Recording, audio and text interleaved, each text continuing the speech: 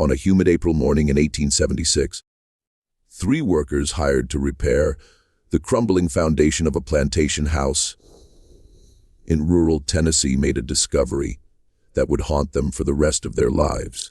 Beneath the main floor, in a space that shouldn't have existed according to any building plans, they found 7 children alive, pale as ghosts, speaking a language none of them recognized.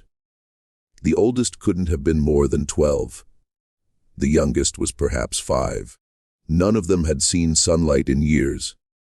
The local authorities buried the official reports within weeks, and by summer, every newspaper in the county had stopped asking questions. Tonight, we're uncovering what really happened beneath the Harlow estate and why the truth was sealed away for over a century. Before we continue with the story of the Harlow property and the children who lived in its shadows, I need you to do something for me. If you're fascinated by dark historical mysteries like this one, hit that subscribe button and turn on notifications so you never miss a story. And I'm curious, where are you watching from?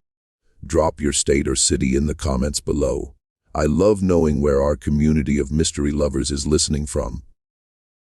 Now, let's step back into the Tennessee countryside of 1876, where something unthinkable was about to be revealed. To understand what happened at the Harlow estate, you need to understand what Tennessee looked like in the spring of 1876. The Civil War had ended 11 years earlier, but the scars ran deeper than any battlefield wound. The Reconstruction era was coming to a bitter close. Federal troops were withdrawing from the South, and with them went any pretense of protecting the rights of freed slaves. White supremacist groups operated openly. Former plantation owners struggled to maintain their land without slave labor, and many estates fell into disrepair or changed hands entirely. Cumberland County, where our story takes place, was a patchwork of failing farms, abandoned properties, and small communities trying to rebuild. The county seat, Crossville, was little more than a courthouse and a handful of stores. Most people lived on scattered homesteads connected by rough dirt roads that became impassable rivers of mud after heavy rains. The Harlow estate sat approximately 6 miles southeast of Crossville on a plot of land that had once been a modest tobacco plantation. The main house was a 2-story structure built in the late 1840s. Nothing grand like the columned mansions of the Delta, but solid enough with thick oak beams and a stone foundation that had been dug deep to prevent settling. During the war, the property had changed hands twice, first seized by Union forces, then reclaimed by distant Harlow relatives after the surrender. By 1876, the house belonged to a man named Vernon Harlow, a Confederate veteran in his early 50s who had returned from the war, missing 3 fingers on his left hand and carrying a persistent cough that never quite left him. Vernon had never married. He lived alone in the house, with 2 hired men who worked the remaining acreage, trying to coax crops from soil exhausted by decades of tobacco cultivation. Vernon was known in Crossville as a quiet man who kept to himself. He made the trip to town once a month for supplies, paid his bills on time, and never caused trouble. People said the war had taken something from him, some essential spark that separated the living from the merely breathing. He attended church irregularly, sitting in the back pew and leaving before anyone could engage him in conversation. The minister, Reverend Godfrey Hayes, had tried several times to draw Vernon into the community, but the man remained polite and distant. The 2 hired men, Samuel Pitts and Jeremiah Cole, were former slaves who had stayed in the area after emancipation. Work was scarce, and Vernon paid them fairly, if not generously. They lived in a small cabin on the property, about 200 YD from the main house. Samuel was in his 30s, a strong man with a steady temperament. Jeremiah was older, perhaps 50, with gray threading through his hair and a limp from an old injury. Both men had learned to read, despite the laws that had once forbidden it, and they attended the colored church in a settlement called Freeman's Ridge, about 8 miles north. Vernon rarely spoke to them beyond giving instructions for the day's work. They found this arrangement preferable to working for men who were more talkative, but less fair with wages.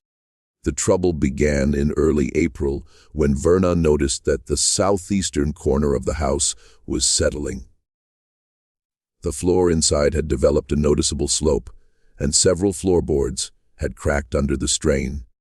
He examined the foundation from outside and saw that several stones had shifted, creating a gap. Water had likely gotten in during the winter, freezing and expanding, pushing the stones out of alignment. Vernon couldn't afford to let the problem worsen. A collapsing foundation could bring down an entire wall. He hired 3 additional workers from town, men who specialized in masonry and foundation repair. Their names were Thomas Yates, William Drury, and a young man named Elias Penn, barely 20 years old, working his first season in the construction trade. They arrived at the Harlow estate on the morning of April 14, 1876, bringing with them tools, wooden support beams, and several bags of mortar. The plan was simple. Shore up the settling corner from beneath, replace the damaged stones, and reinforce the entire section. Vernon estimated the work would take 4 or 5 days. It took less than 3 hours for everything to change. The discovery. Thomas Yates had been repairing foundations for 15 years. He knew how a house should sit on the earth, how stones should stack, how support beams should bear weight. So when he crawled beneath the southeastern corner of the Harlow house and saw the wall, he knew immediately that something was wrong. The foundation extended inward much farther than it should, according to the dimensions of the house above. The space beneath should have been shallow, just enough clearance for ventilation and to prevent moisture from rotting the floor joists. But here, the space opened up. In the dim light filtering through the foundation gap, Thomas could see that the crawl space became a room. "William," he called out, his voice muffled. "Bring the lantern." William Drury squeezed in beside him, holding up an oil lantern.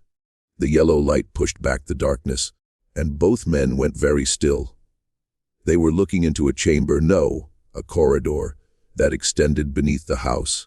The walls were brick-laid with precision. The floor was packed earth-hard as stone, and approximately 15 feet ahead, the corridor opened into what appeared to be a larger room.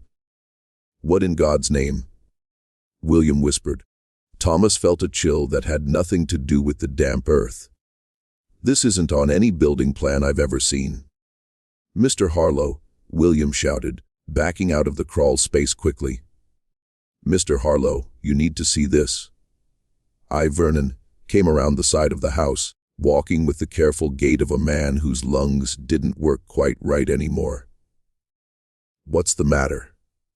"There's a room under your house," Thomas said, emerging from beneath the foundation and brushing dirt from his shirt. "A built room with brick walls. Looks like it goes back a ways." Vernon's face, already pale, seemed to lose what little color it had. That's not possible. This house was built on a simple foundation. There's no cellar." "Well, there's something down there," William said, "and I'm not going in until we know what it is." Vernon stood very still for a long moment, staring at the gap in the foundation. Samuel and Jeremiah had stopped working in the field and were walking over, curious about the commotion. Young Elias Penn leaned against a fence post watching. "Get me a lamp," Vernon finally said. His voice was flat, emotionless. "I'll go look. Might be snakes," Samuel warned. "Or the whole thing could collapse if the walls ain't sound." Vernon didn't seem to hear him.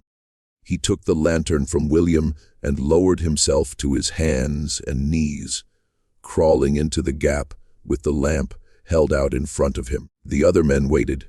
Thomas checked his pocket watch.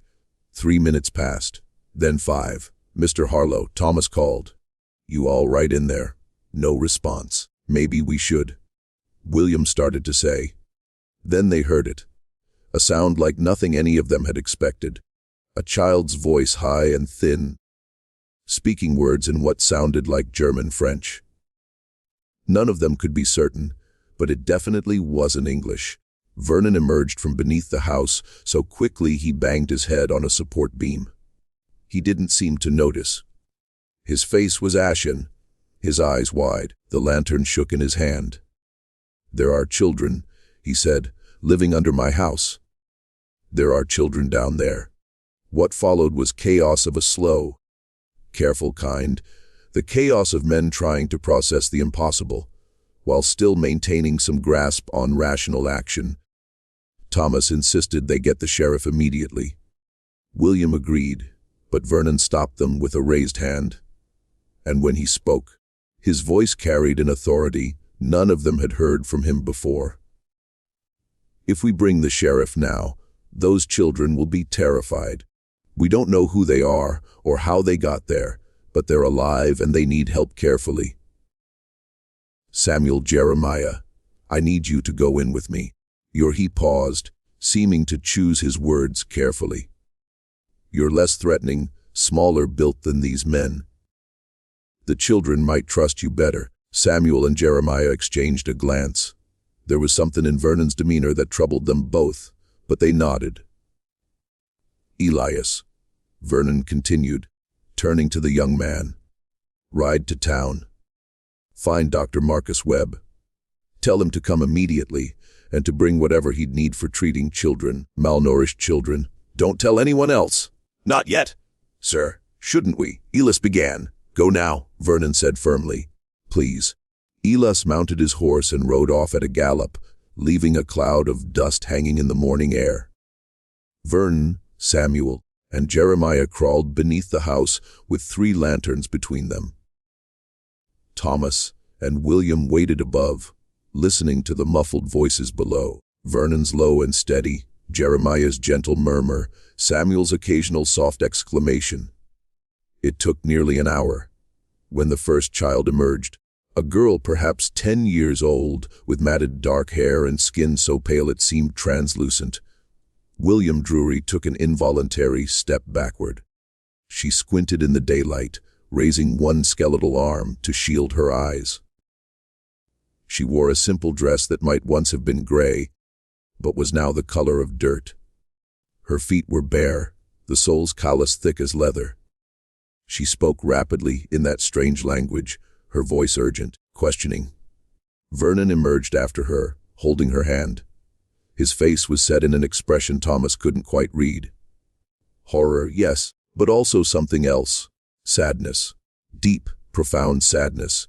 "There are 6 more, Vernon said quietly. "Help me get them out gently. They're frightened." One by one, the children came into the light. 2 boys and 5 girls, ranging in age from what appeared to be 5 years old to perhaps 12 or 13. They clung to each other, speaking in that incomprehensible tongue, their eyes huge and dark in their thin faces. Dr. Webb arrived just as the last child, a small boy with a twisted foot, was being lifted from beneath the house.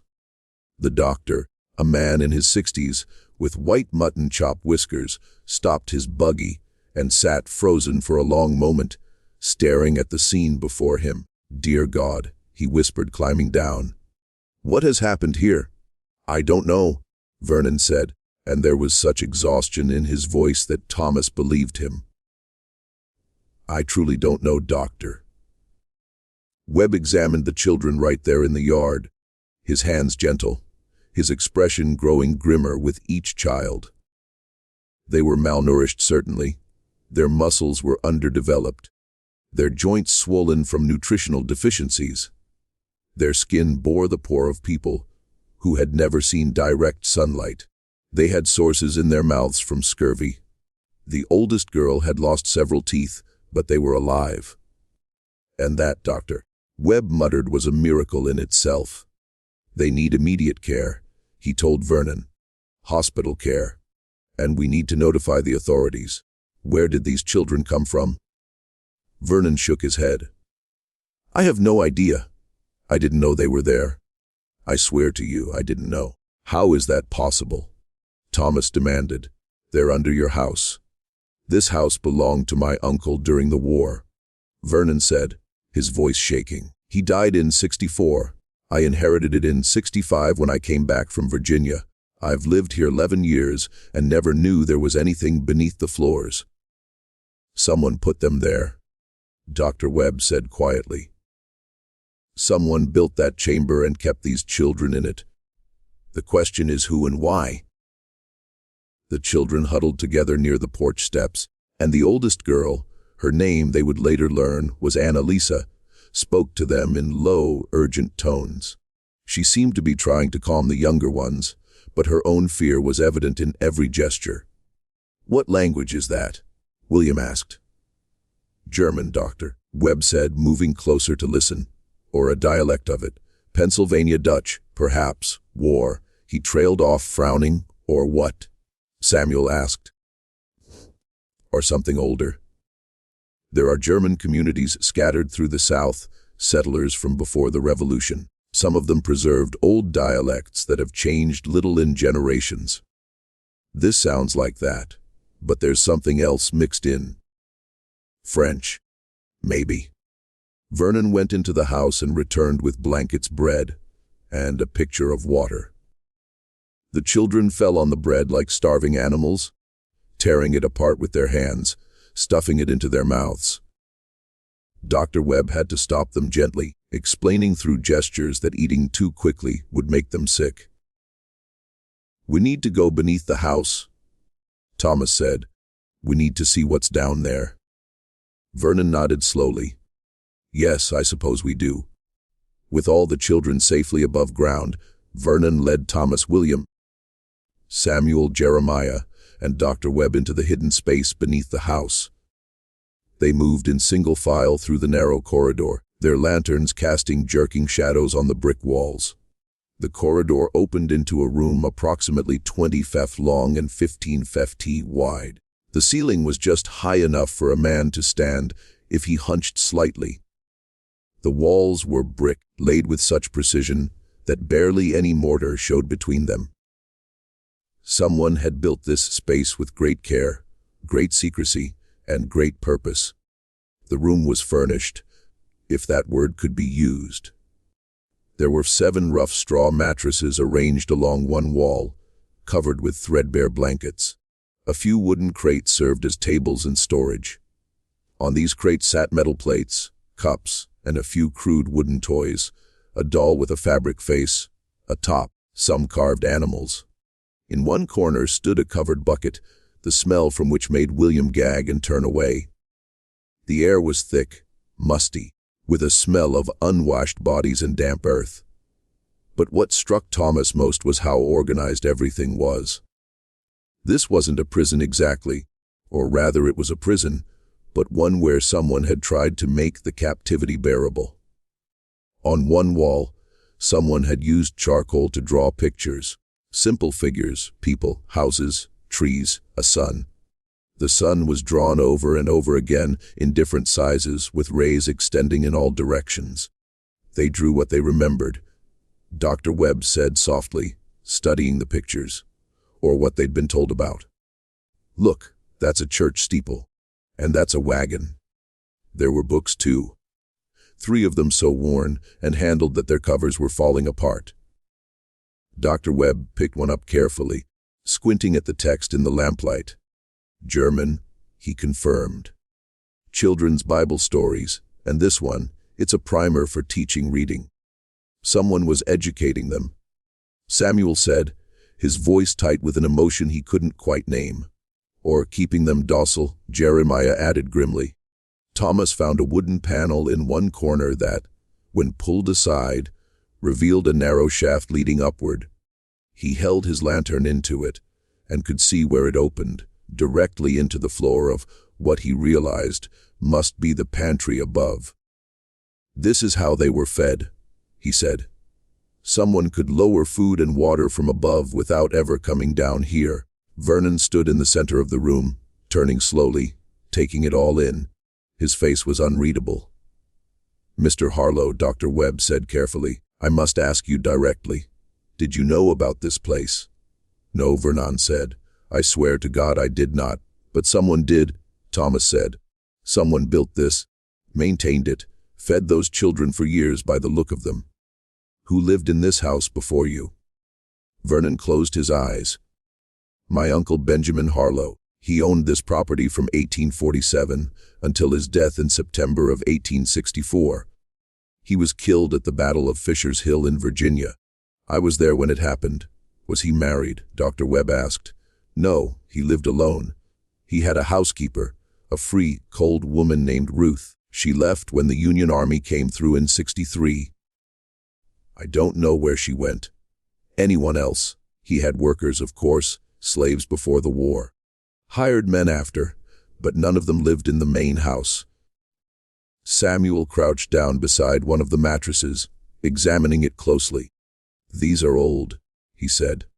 "The straws compressed down to almost nothing. These been here a long time. So the children have been here since before Mr.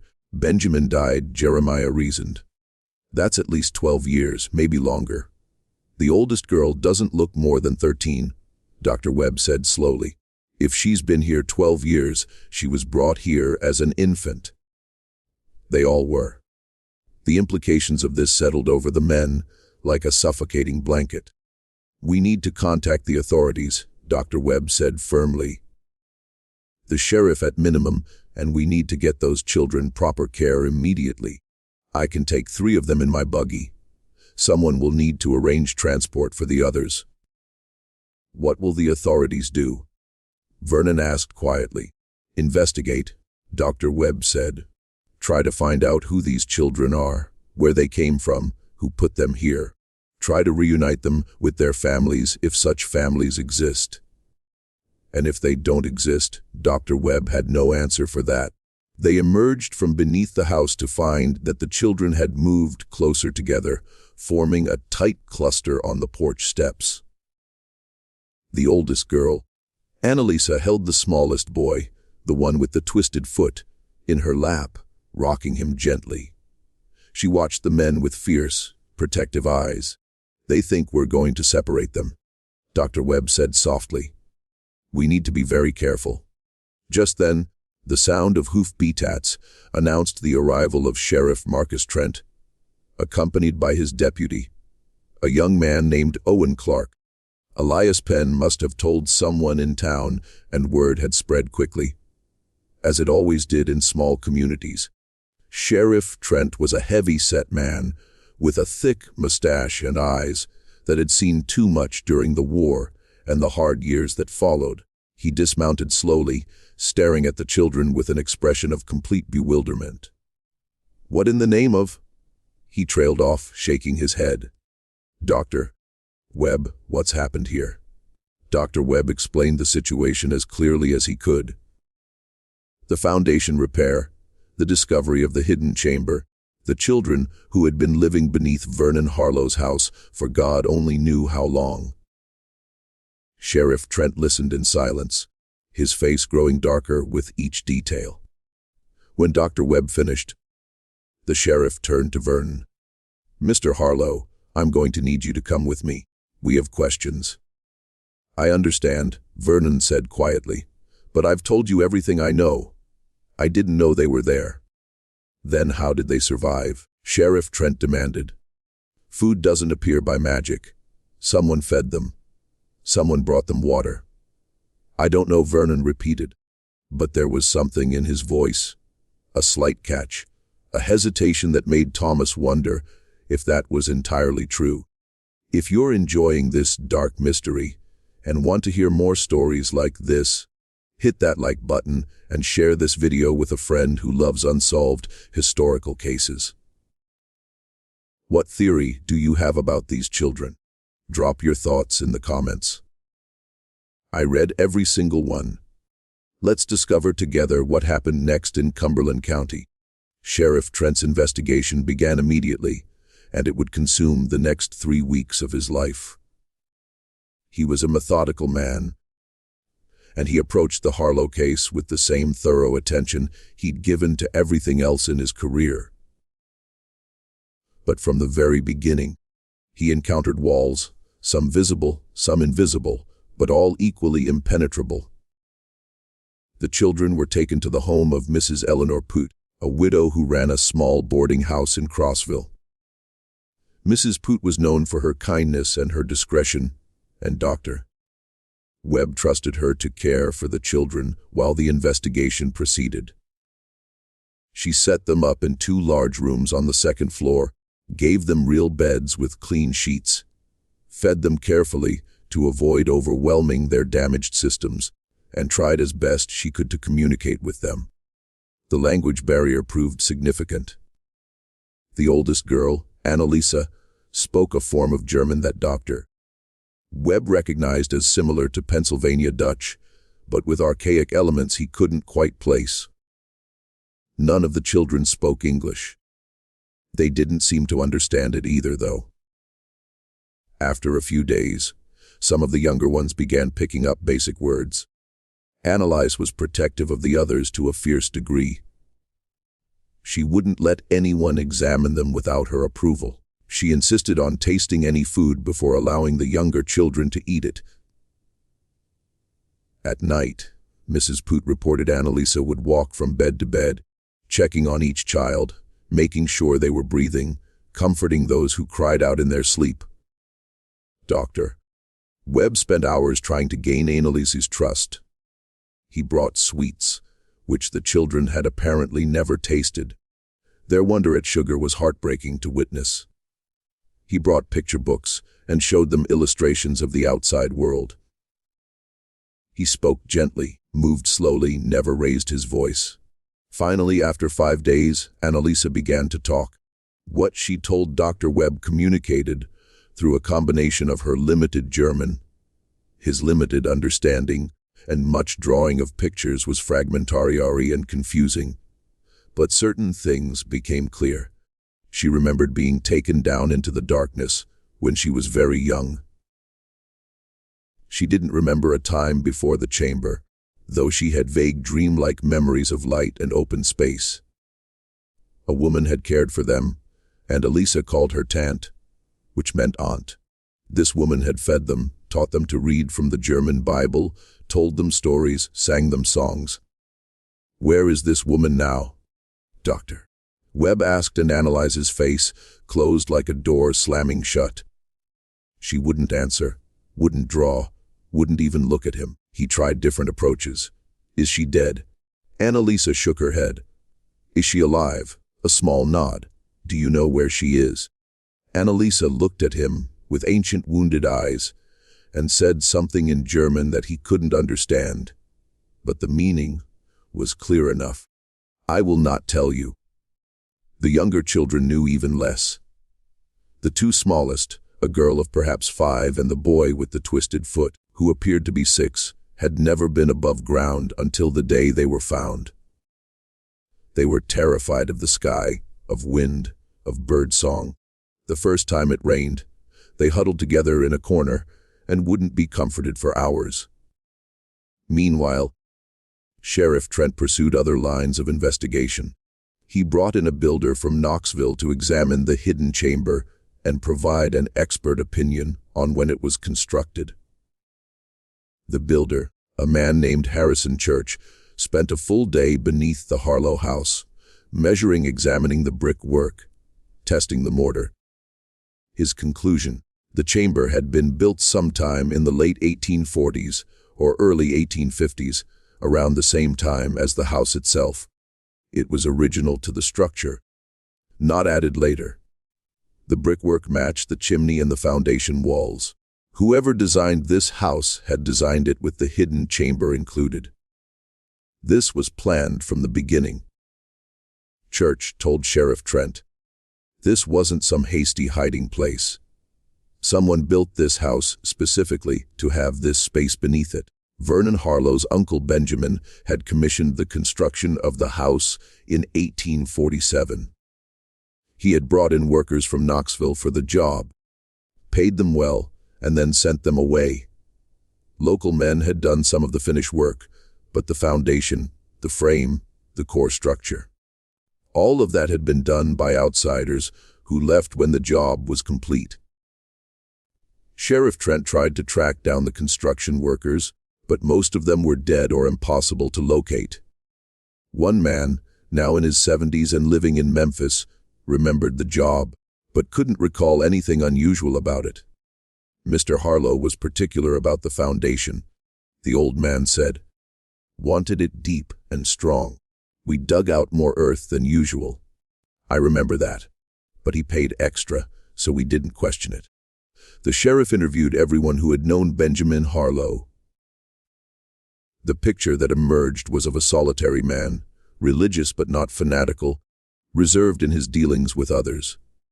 He had never married, which some found odd but not inexplicable. He had fought in the Mexican War in the late 1840s and came back changed, people said. Quieter, more withdrawn. Did he have any children? Sheriff Trent asked. No one knew of any. If he had fathered children with slaves on his property, it would hardly have been unusual for the time, but there were no records, no rumors, no whispers. What about the housekeeper, Ruth? The sheriff asked. The colored woman who worked for him. Several people remembered Ruth, though no one knew her last name. She had been a free woman of color, unusual in those days. She had kept to herself, had been loyal to Benjamin Harlow, and had disappeared when Union forces came through in 1863. One woman remembered that Ruth spoke German. German? Sheriff Trent said sharply.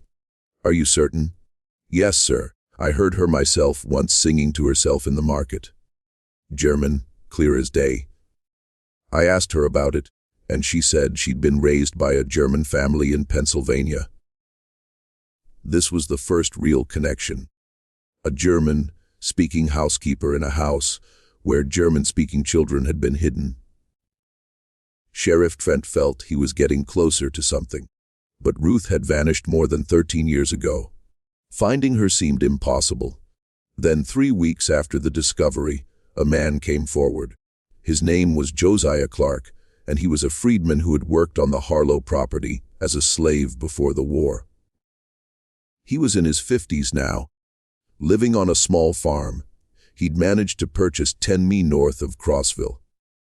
He came to the sheriff's office on a Monday morning, hat in his hands, clearly nervous. I heard about the children, he said.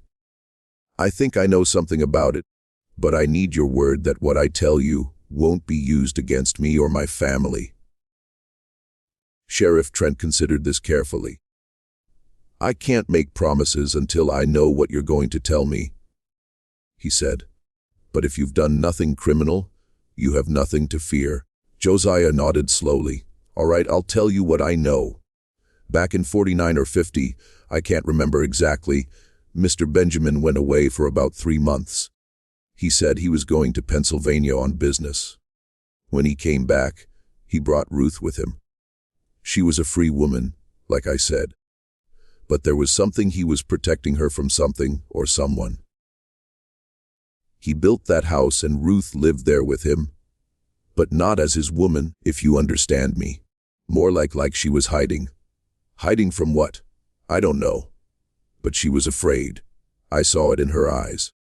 And sometimes, late at night, I'd see lamplight in that house, and I'd hear singing children's songs in German. I thought maybe Ruth was singing to herself, or maybe Mr. Benjamin had children somewhere that no one talked about. But I never saw any children, not once in all those years. Did you ever go inside the main house? No, sir.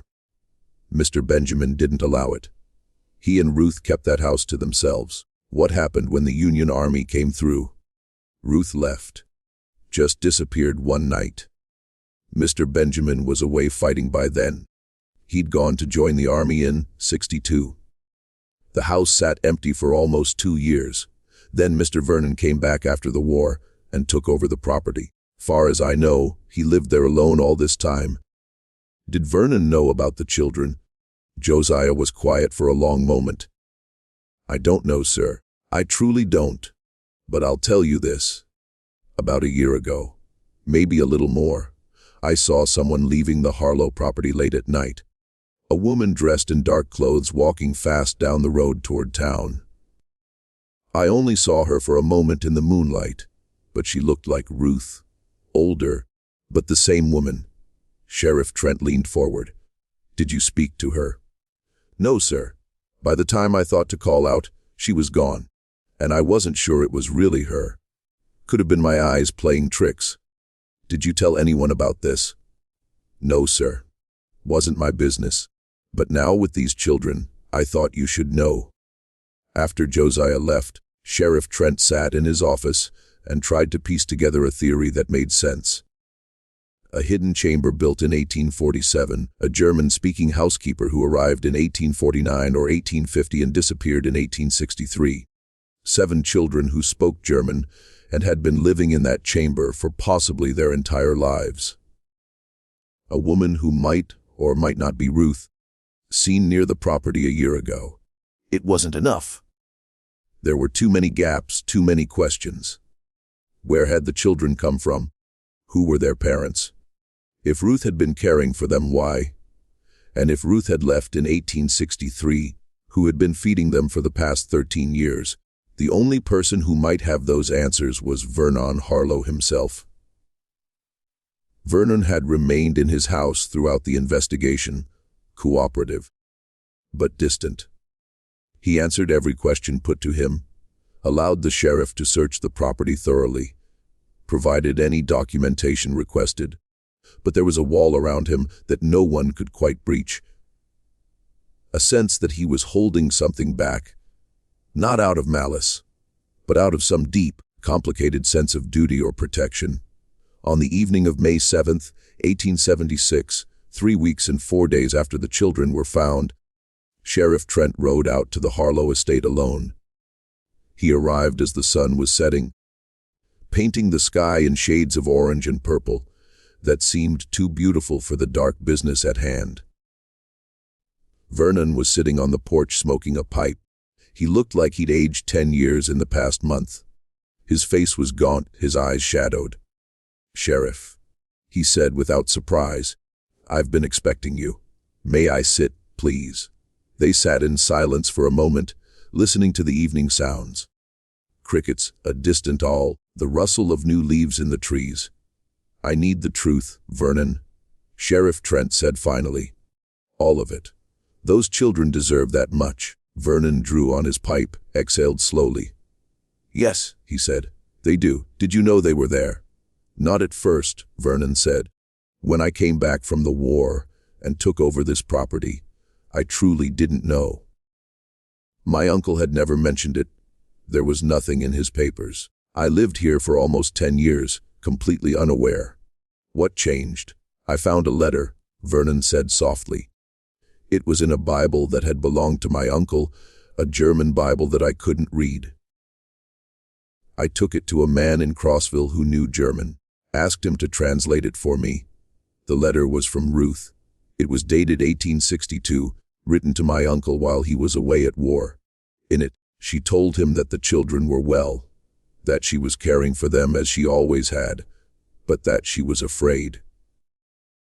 Union soldiers were in the area, and she worried what might happen if they searched the house. She asked my uncle for guidance. What did the letter say about the children, where they came from?" "It didn't," Vernon said.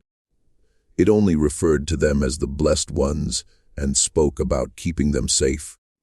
But it made clear that she and my uncle had been protecting these children for a long time and that it was a sacred duty." "When did you find this letter?" Vernon closed his eyes. "June of 1867, 2 years after I moved into this house. I confronted Ruth about it. Ruth, she was here. She came back." Vernon said after the war ended, after things settled down, she came back. She knocked on my door one night and begged me to let her care for the children again. That's when I learned they existed. She told me everything. Sheriff Trent felt his heart racing. "Where is Ruth now?" "Dead," Vernon said flatly. She died 2 years ago. Pneumonia? She's buried in Freeman's Ridge in the colored cemetery. Unmarked grave. Tell me what she told you. Vernon took a long moment before speaking. When he did, his voice was low and steady, the voice of a man who had been carrying a terrible burden, and was finally setting it down. In 1849, my uncle Benjamin went to Pennsylvania. He was involved with a religious community there. Not a church exactly, but a group of believers who practiced what they believed was a purer, older form of worship. They called themselves the Preserved Brethren. Ruth was part of that community. She was young then, maybe 20 years old, and she was devoted to their beliefs. What beliefs? They believed the world was ending. Vernon said that the apocalypse would come within their generation. They believed that God had commanded them to preserve a remnant, pure souls who would be kept separate from the corruption of the world, hidden away, educated in the old ways, so that when the end came, they would emerge to rebuild. Sheriff Trent felt cold despite the warm evening. The children, he said, they were the remnant. Vernon nodded. 7 children from families in the community, infants or toddlers, when they were given really. The parents believed they were doing God's work. They believed their children would be saved while the world burned. My uncle was chosen as the keeper because he had the means and the isolation. He built the chamber, and Ruth came to Tennessee to care for the children, to educate them, to preserve them. For how long? Forever if necessary, Vernon said, or until the end times came, whichever happened first. The horror of it settled over Sheriff Trent like a crushing weight. These parents gave away their children to be locked in a hole in the ground. They believed it was salvation, Vernon said. They believed the alternative was worse, that their children would be corrupted by the world, damned for eternity. This way, the children would be pure, uncorrupted, ready for the kingdom to come. And your uncle believed this too. He did, Vernon said. He truly did until the war. He wrote letters to Ruth. I found them after she died. In the later letters, he started to express doubts. He wondered if they had made a mistake. But by then it was too late. The children had been in the chamber for years. They knew nothing else. And Ruth was still utterly convinced they were doing God's will. What happened when you found out? I wanted to release them immediately, Vernon said. I wanted to bring them out, give them real lives, but Ruth begged me not to. She said it would destroy them, that they'd been raised for a specific purpose, that the outside world would be cruel and incomprehensible to them. She convinced me that the kindest thing was to let them continue as they were, at least until they were older, until they could be gradually introduced to the outside world. So, you kept them there, Sheriff Trent said, and he couldn't keep the judgment from his voice. Yes, Vernon said. God help me? Yes, Ruth continued to care for them. I provided the money for food and supplies. I told myself I was protecting them, that I was doing the right thing. But the truth is I was a coward.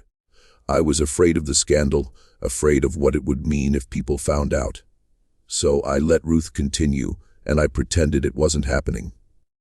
For 9 years. Vernon agreed. His voice broke slightly. And then Ruth died, and I was alone with the secret. I should have freed them then, but I didn't. I kept feeding them, lowering food through the shaft twice a day. I kept them alive and I kept them hidden. I told myself I would figure out what to do, but I never did.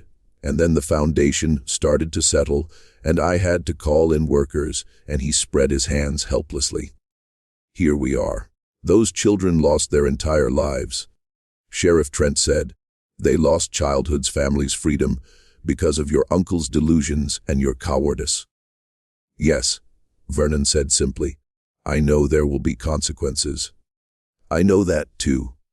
They sat in silence as full dark fell around them. Sheriff Trent knew he should arrest Vernon immediately. But some part of him understood that this man was as much a victim as a perpetrator, a victim of his uncle's fanaticism, of his own weakness, of a terrible situation with no good solutions. What about the parents? Sheriff Trent asked finally. The families who gave these children away dead most likely, Vernon said, or scattered. The preserved brethren fell apart in the 1850s. Some of them died in a cholera epidemic. Others lost faith when the apocalypse didn't come as predicted. Raouf told me that by the time the war started, there was no one left who even remembered the children. No one to reclaim them. So, they're orphans in every sense. The oldest girl, Annalise, she wouldn't tell us where Ruth was. She was protecting you, wasn't she? Vernon nodded. Ruth told the children that there were bad people in the outside world who would hurt them if they were found. She told them that they had to keep the secret, had to stay hidden or terrible things would happen. Annalisa believed her. They all did. They loved Ruth. Yes, Vernon said she was the only mother they ever knew. She cared for them in her way. She was kind to them, and she genuinely believed she was saving their souls. Sheriff Trent stood up slowly, feeling every one of his 48 years. You'll need to come with me, Vernon. There will be charges. What those charges will be exactly, I don't know. This is beyond anything I've dealt with before. I understand, Vernon said. He stood as well, knocked out his pipe, and set it carefully on the porch railing. May I ask you something, Sheriff? Go ahead. What will happen to the children? I don't know, Sheriff Trent admitted. Dr. Webb thinks they can be taught, can adapt. They're young enough. But it will take time and patience and care. I suppose they'll be placed with families eventually, if we can find families willing to take them. Will you tell them the truth about where they came from, why they were hidden? I don't know, Sheriff Trent said again. Maybe when they're old enough to understand if they want to know. They deserve better than what they were given, Vernon said. They deserve everything they lost. Yes, Sheriff Trent agreed, they do. The story of the children found beneath the Harlow house should have been a sensation. It should have spread across Tennessee, across the South, across the nation. 7 children hidden their entire lives living beneath a house in Cumberland County. But it didn't spread. The story stayed local, contained. Why? The answer is complicated, but it comes down to this. In 1876, Tennessee was trying desperately to move forward. The war was over. Reconstruction was ending. The federal troops were leaving. White Southerners were reclaiming power through violence and intimidation. And the last thing anyone wanted was a story that painted them as cruel, fanatical, or insane. The Harlow case made people uncomfortable. It raised questions no one wanted to answer about religion, about family, about what people were capable of when they believed they were acting in God's name. It also implicated a Confederate veteran. Benjamin Harlow had died fighting for the South, and no one wanted to tarnish the memory of fallen soldiers. So the story was quietly suppressed. The local newspapers ran brief mentions. Children found in unusual circumstances was one headline. But none of them went into detail. When reporters from larger cities came asking questions, they were politely stonewalled. Records were lost or misfiled. Key witnesses suddenly became unavailable or couldn't remember details. By summer of 1876, the story had effectively disappeared. Vernon Harlow was charged with unlawful imprisonment and child endangerment. But the trial held in September of that year was brief and attracted little attention. Vernon pleaded guilty to all charges and threw himself on the mercy of the court. His lawyer argued that Vernon had been placed in an impossible situation, that he had provided for the children's basic needs, and that he had been trying to protect them from a world that would not understand. The judge, a man named Albert Stern, who had also fought for the Confederacy, sentenced Vernon to 3 years in prison, but immediately suspended the sentence. Citing Vernon's service to the South and his cooperation with authorities, Vernon walked out of the courtroom a free man, though few would call him that. He returned to his property, sold it within a month, and disappeared from public record. Some say he moved west, others claimed he drank himself to death. No one knows for certain. The children remained in Mrs. Poot's care through the summer and fall of 1876. Dr. Webb worked with them daily, teaching them English, introducing them slowly to the outside world. It was slow, difficult work. The children were traumatized in ways that hadn't even been named yet. They had nightmares. They refused to sleep in rooms with the doors closed. They hoarded food, afraid it would be taken away. They flinched at sudden movements and loud noises, but they were also resilient in ways that surprised everyone. They learned quickly. They absorbed English like thirsty ground absorbing rain.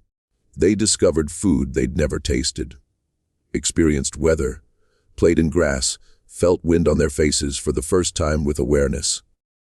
Annalisa, the oldest, proved particularly adaptive.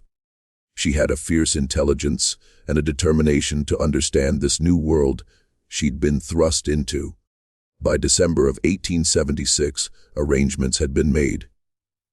3 of the children, the 2 youngest and one of the middle children, a girl named Margaret, were adopted by families in the area. Dr. Webb personally vouched for the families, made sure they understood the children's special needs, and checked on them regularly. The other 4 children, including Annalisa, were sent to an orphanage in Knoxville. It wasn't ideal, but it was clean, well run, and the matron was a kind woman who had been briefed on their situation. Dr. Webb visited them there once a month for the next 3 years. What happened to them after that is mostly lost to history. Records from that era are incomplete, especially for orphanages and adoptions, but there are fragments, clues. A marriage record from 1885 in Knox County shows an Anna Harlow marrying a carpenter named James Vick. Anna was listed as being born in Pennsylvania. If this was Annalise, and the timing fits, she would have been about 22 years old. She had taken the surname Harlow, perhaps in memory of the only life she'd known, or perhaps because she had no other name to claim. A census record from 1890 shows a family named Vick living in Knoxville.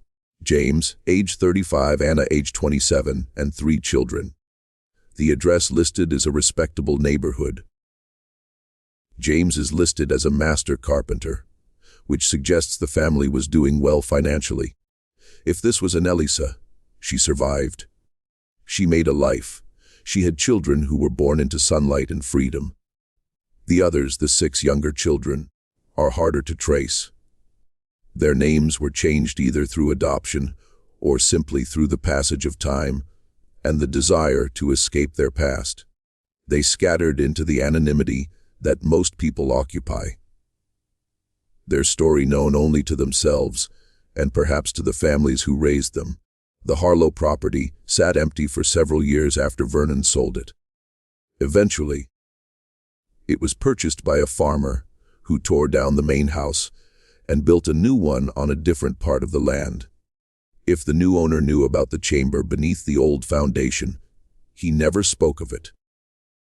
The bricks were probably reused, the space filled in with earth. All physical evidence of what had existed there slowly disappeared. But in Cumberland County, among the older residents, the memory persisted. It became one of those local stories that was whispered about, but never discussed openly. The story of the children who lived beneath the Harlow house. The story of the woman who kept them there out of misguided faith. The story of the man who inherited a terrible secret and didn't have the courage to set it right. People passed by the property and wondered.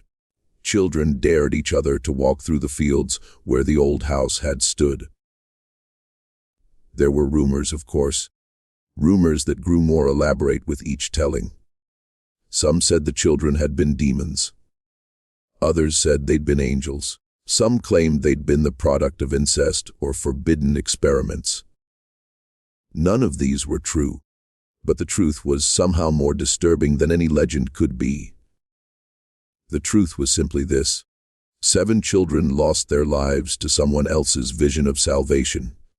They lost their childhoods, their families, their chance at normal lives because adults who claimed to love them believed that hiding them in darkness was preferable to letting them live in light.